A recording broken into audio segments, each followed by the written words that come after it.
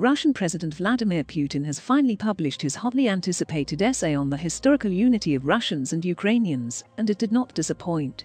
This 5,000-word epic doesn't contain anything entirely new, but it does serve as an important official record of the many myths and conspiracy theories that have long fueled Putin's obsession with Ukraine. It also makes clear that he views his ongoing campaign of aggression against Ukraine as both an historic mission and a noble cause. Far from seeking to promote understanding and reconciliation between the two nations, the Russian leader's article reads like a justification for an even larger war. Throughout his rambling essay, Putin issues a number of thinly veiled threats and repeatedly demonstrates his contempt for Ukrainian statehood.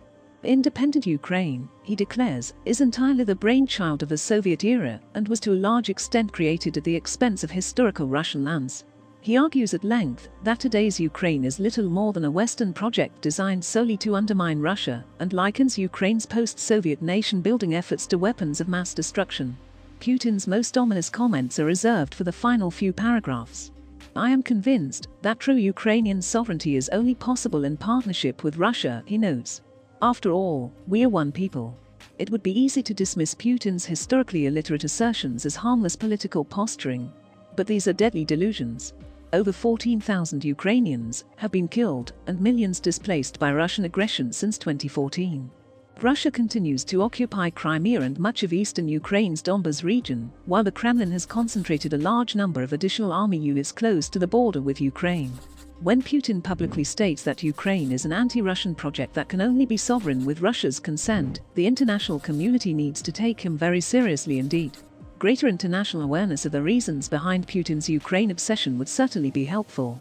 Despite more than 7 years of Russian aggression against Ukraine, many outside observers still struggle to grasp the true nature of the conflict and fail to understand why the Kremlin's strongman is prepared to pay such a disproportionately high price to prevent the loss of Ukraine. Since the attack on Ukraine began in early 2014, Russia has been hit by successive waves of sanctions. Meanwhile, the country's relations with the Western world have entered into a downward spiral of mutual suspicion and hybrid hostilities. What is it about Ukraine that has persuaded Putin to plunge the entire world into a new Cold War? Putin himself provides part of the answer to this question with his constant references to Ukraine's central role in Russia's national story.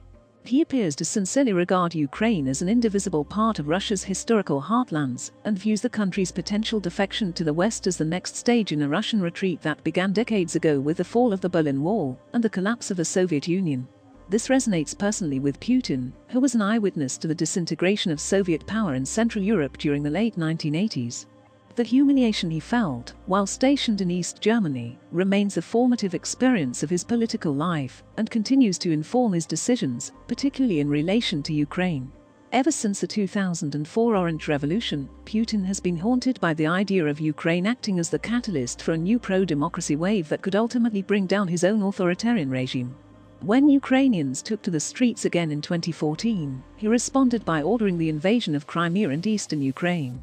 These drastic measures reflected Putin's conviction that the emergence of a genuinely independent, democratic, and Western-leaning Ukraine would eventually pose an existential threat to Russia itself. Little has changed during the intervening 7 years. Despite overwhelming evidence that his war against Ukraine has been a self-defeating blunder, Putin remains firmly in denial. He refuses to recognize the agency of the Ukrainian people or their increasingly obvious preference for Euro-Atlantic integration and prefers to blame everything on far-fetched anti-Russian plots allegedly orchestrated by the West. On numerous occasions since 2014, Putin has directly questioned Ukraine's historical legitimacy and claimed that much of today's Ukraine was unjustly taken from Russia. This unambiguously imperialistic approach to Ukraine shines through in his latest essay, which is as close as we are ever likely to get to a declaration of war against the entire notion of Ukrainian statehood. The Russian leader's recent article may not signal an imminent escalation in hostilities, but it does underline his continuing preoccupation with Ukraine and unwavering resolve to prevent the country from ever leaving the Kremlin orbit entirely. Putin's obsession with Ukraine shows no signs of abating and remains one of the greatest threats to international security in the world today. As long as the current confrontation remains unresolved, the possibility of a major war in Eastern Europe cannot be ruled out. Putin has already demonstrated his readiness to accept today's Cold War climate as the cost of defending Russia's claim to Ukraine. Given the right circumstances, he could yet seek a more conventional military solution to his Ukraine problem.